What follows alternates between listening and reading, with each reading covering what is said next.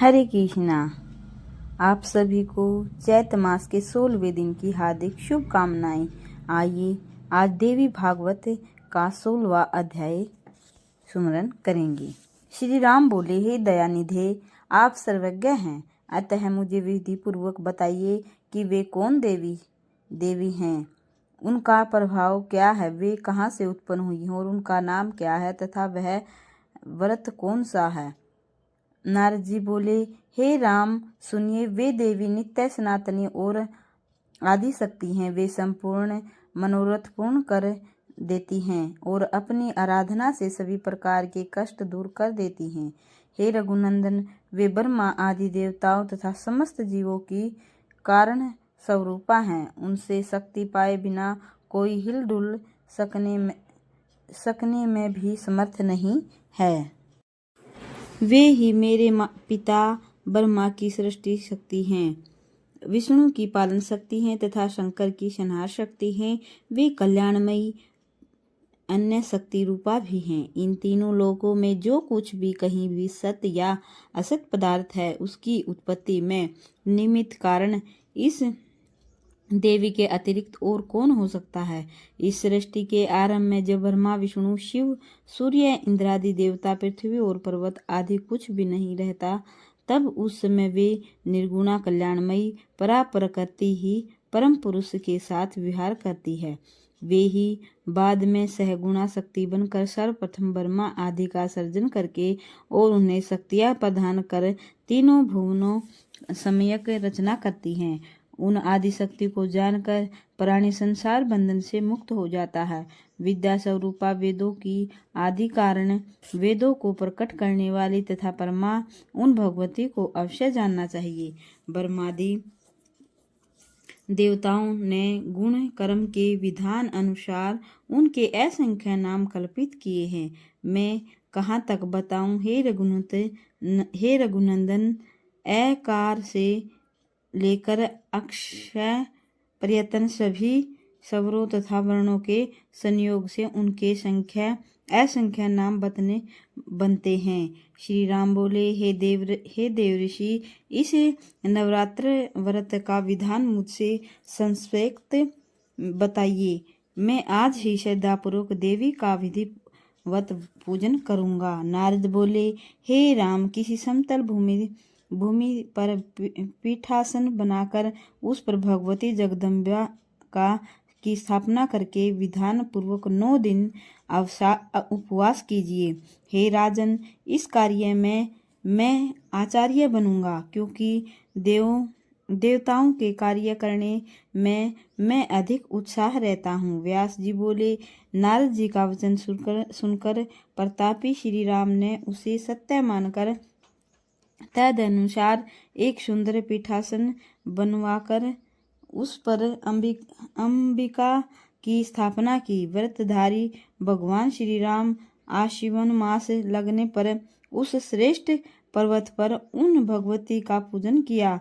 उपवास परायण श्री राम ने यह श्रेष्ठ व्रत करते हुए विधिवत होम, बलिदान और पूजन किया। इस प्रकार दोनों भाइयों ने नारद जी के द्वारा बताए गए इस व्रत को प्रेम पूर्वक संपन्न किया। उनसे सम्यक पूजित होकर अष्टमी की मध्यरात्रि की वेला में भगवती दुर्गा ने सिंह पर सवार होकर उन्हें साक्षात दर्शन दिया। तदंतर भक्ति भाव से प्रसन्न हो भगवती ने पर्वत के शिखर पर स्थित होकर लक्ष्मण सहित राम से मेघ के समान गंभीर वीणा में कहा। देवी बोली, हे राम, हे महाभाव, इस समय मैं आपके व्रत से संतुष्ट हूँ। आपके मन में जो भी हो उस अभिलषित वर को मांग लीजिए। आप पवित्र मनुवंश में नारायण के अंश उत्पन्न हुए हैं। हे राम, देवताओं के प्रार्थना करने पर रावण के वध के लिए आप अवतरित हुए हैं।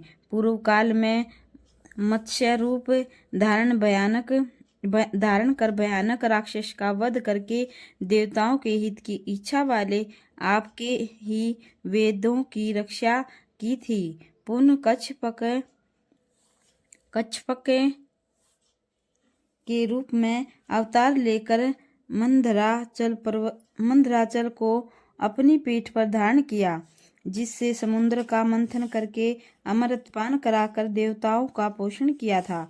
हे राम, आपने वाहरे का रूप धारण कर अपने दांतों की नोक पर पृथ्वी को रख लिया और हिरण्याक्ष का वध किया था। हे राघव, हे राम, पूर्व काल में नरसिंह का रूप धारण कर प्रहलाद की रक्षा करके अपने हिरण्याक्ष का वध किया था। उसी प्रकार पूर्व काल में वामन का रूप धारण करके आपने बलि को छला था। उस समय इंद्र का लघु भ्राता बनकर आपने देवताओं का महान कार्य सिद्ध किया था।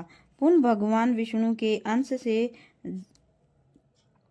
जन्म पुत्र परशुराम के रूप में अवतरित होकर क्षत्रियों का अंत करके आपने सारी पृथ्वी ब्राह्मणों को दे दी थी। उसी प्रकार हे काकू तत्सत रावण के द्वारा अत्यधिक सताए गए सभी देवताओं के प्रार्थना करने पर इस समय आप ही दशरथ पुत्र श्री राम के रूप में अवतीर्ण हुए हैं। हे नरोत्तम, देवताओं के अंश से उत्पन्न ये परम बलशाली वानर मेरी शक्ति से संपन्न होकर आपके सहायक होंगे। शेषनाग के अंश स्वरूप आपके ये अनुज लक्ष्मण रावण के पुत्र मेघनाद का वध करने वाले होंगे। हे अनग, इस विषय में आपको संदेह नहीं करना चाहिए।